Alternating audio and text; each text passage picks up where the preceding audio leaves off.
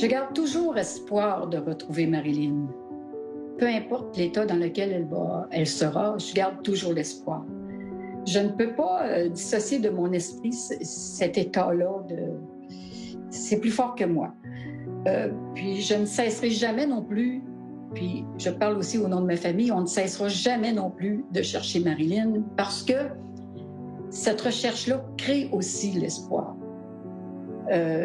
Je trouve que l'espoir, c'est comme un acte de foi envers la vie. Puis pour moi, il y a quelque part une vérité qui existe. Il y a un lieu, il y a quelqu'un qui sait.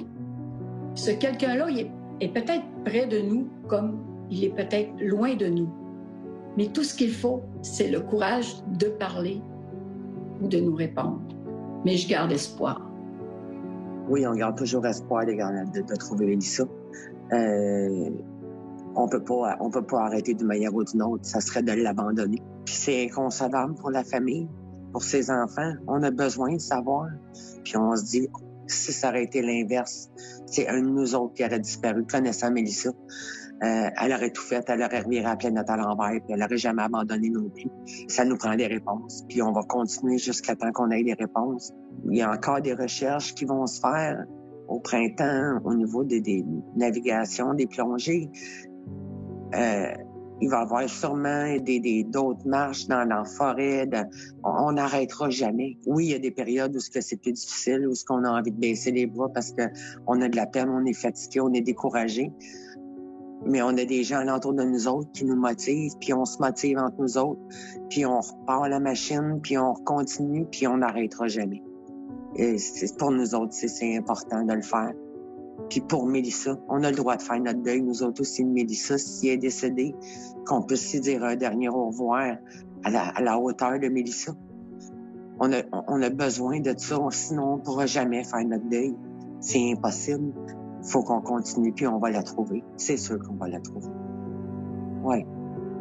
Mais au début, quand ma mère, elle avait vraiment espoir de la retrouver à 18 ans, nous, les enfants, on s'est nourris d'espoir de vraiment la retrouver à 18 ans. Puis on s'est dit qu'elle allait revenir si c'était vraiment une fugue dû au fait qu'elle allait pas avoir la DPJ, puis elle allait pas avoir de problème. Ma mère, quand à 18 ans, Mélina était comme pas rentrée, c'est là que ma mère a comme fait comme, est-ce pas une fugue, là, on peut pouvoir enlever ce doute-là. Fait que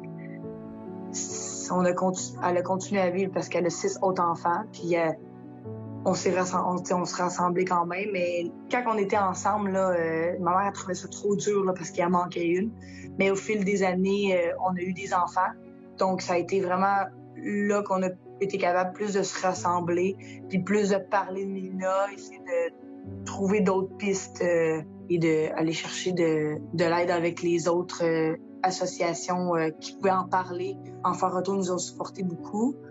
Puis c'est vraiment avec l'espoir qu'on a continué à évoluer. Puis les rassemblements, on en avait plus beaucoup, mais à Noël, on en avait un. Fait on gardait espoir de la retrouver, puis de se parler, de s'aider. Depuis ce temps-là, moi qui étais jeune, j'ai vu ma mère vraiment dévastée de 11 ans jusqu'à 18 ans, jusqu'à temps que je comprenne vraiment la réalité. Mais voir ma mère vivre ça, là, ça a été pas une jeunesse très, très le fun, mais je me suis sortie parce que on est une bonne famille puis on a réussi. Bien, il est évident qu'on ne peut pas parler toujours de toutes les disparitions. On remplirait les bulletins de nouvelles des émissions d'information que de ça, tellement il y en a. Donc, il y a un choix qui doit se faire. Il y a d'autres nouvelles qui éclipsent toutes les autres. Si on devait en parler une journée où il y a une nouvelle gigantesque, bien, malheureusement, cette nouvelle-là est mise de côté. Il y a ça. Il faut avoir une raison aussi souvent d'en parler. Un anniversaire, du nouveau dans l'enquête, un événement spécial, la famille qui décide de sortir publiquement.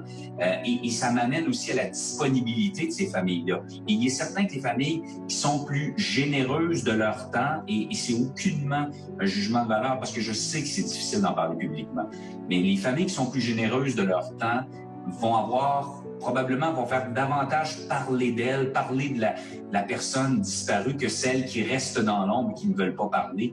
Et il y a aussi, en terminant, la nature de la disparition. Une personne liée au crime organisé, par exemple, bien, ça va être peut-être un peu plus difficile parfois de passer cette nouvelle-là par rapport à une victime que j'appellerais plus innocente, c'est-à-dire un jeune ado, une jeune ado, une femme, une personne âgée, une personne vulnérable. Ça, on va être davantage enclin à en parler parce qu'on sait que ça va chercher davantage le public. Le public va davantage être à l'écoute de cette information-là. Vivre la disparition d'un enfant, c'est la pire épreuve pour des parents. On a dû réapprendre à vivre au quotidien sans son enfant et être capable encore d'avoir de petits bonheurs, de se permettre de rire, de fêter, même de prendre un verre de vin à l'occasion. Je crois que le secret pour nous, ça a été de rester positif. Je vous dirais aussi parfois, il a fallu mettre des gens qu'on aimait beaucoup, mais qui nous apportaient de la difficulté à avancer parce qu'ils étaient négatifs pour nous. Et certaines situations également où on se doit de ne pas accepter et également d'avoir le support de la famille, des amis et je me dirais même la population du Québec qui sont derrière nous. Puis ça fait qu'on est capable de traverser cette épreuve-là ensemble et de continuer de croire et d'espérer qu'on va retrouver David un jour. Un conseil à vous donner, parce que je l'ai vécu, c'est vraiment d'agir vite et de bien s'aligner sur des informations qu'on pense que c'est un petit détail qui peut changer la donne. Ne pas prendre pour acquis que c'est vraiment une fugue, peu importe ce que le monde peut dire. Vraiment, le meilleur conseil, là, c'est vraiment de continuer les recherches puis d'en parler. Parce qu'à chaque fois qu'on en parle, on a une nouvelle nouvelle qui sort. Mais puis de pas lâcher les policiers, de prendre tout le soutien que les associations peuvent donner, de les prendre parce que c'est vraiment avec eux qu'on a évolué, puis c'est vraiment avec eux qui nous ont aidés à continuer toutes les démarches qu'on a pu faire. Au tout départ, on part d'un sprint, puis on s'en va vers un marathon. Mais ce sprint-là, il ne faut pas qu'il nous épuise. Il faut dormir, il faut se donner des petits temps d'arrêt. Ensuite, exiger aussi une bonne communication avec les corps de police.